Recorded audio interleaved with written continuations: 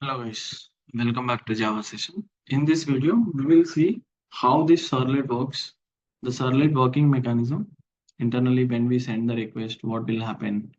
So what are the components will respond, how the servlet reads the request and responds for that request. So that is the part we are going to discuss here, right? So, sir, how a servlet application works. But basically, within the servlet, we have the web container, right?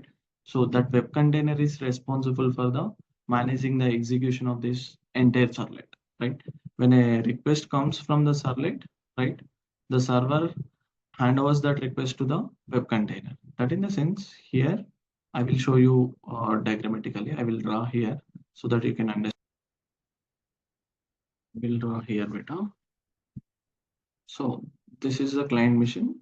From client, you are sending the request, right? That goes to the web server. Internally, this web server contains a web container. So this web server, it handles the request to the web container.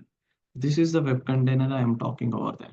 This web container is completely responsible for executing this servlet, right? It reads the request, it forwards that request to the appropriate servlet, then the servlet will generate the response and the response will be handed over to the web container, from web container to the web server to the client machine. So that's what I'm discussing about that point, right? This is the web container that is completely responsible for creating object to the servlet, then that also creates the thread that handovers that request to the thread, right?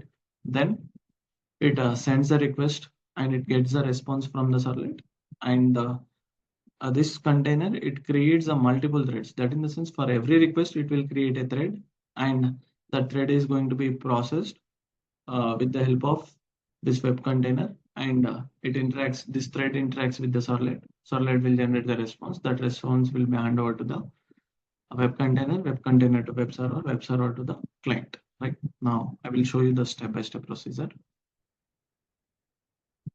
Here, this is the client mission. By using client mission, I am sending the request. You can use either get method or post method better. I am sending the request to the server.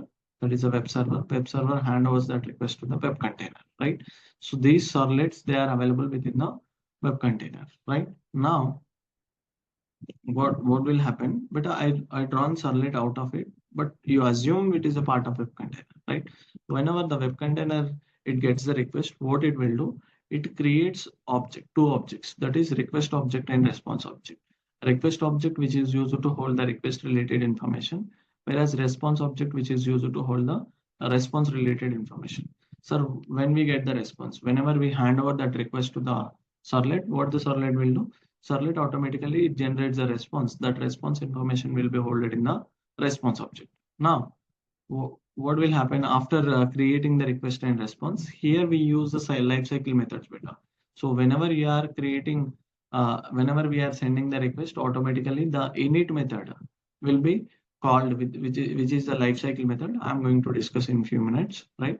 So that init, it initializes, it creates the uh, object, then it gets the configuration information from the server, then we call the service method. So this service method is responsible for performing the actions. This is the second method, the second lifecycle method of the servlet. What the service method is required? It requires the request object and response object. By using this request object and response object, this service method is going to perform the service, right? Then here, so this is what I'm discussing. Here, this container, it creates a thread, right? So that thread is going to be interact with the servlet. This thread, it requires the request and response. That request and response objects are handed over to the service method. The service method, it gives the request and it performs the action. Then whatever the response which is generated, the response will be held in the response object. So that in the sense, for every request, it creates the request object and response object, and it also creates a thread. That thread interacts with the servlet. That is the meaning of it. Now this is how. So here we use either do get or do post method. That can be anything. So that thread interacts with the servlet. Whenever the thread is interacting with the servlet, what the servlet will do, it generates a response. That response will be handed over to the thread again.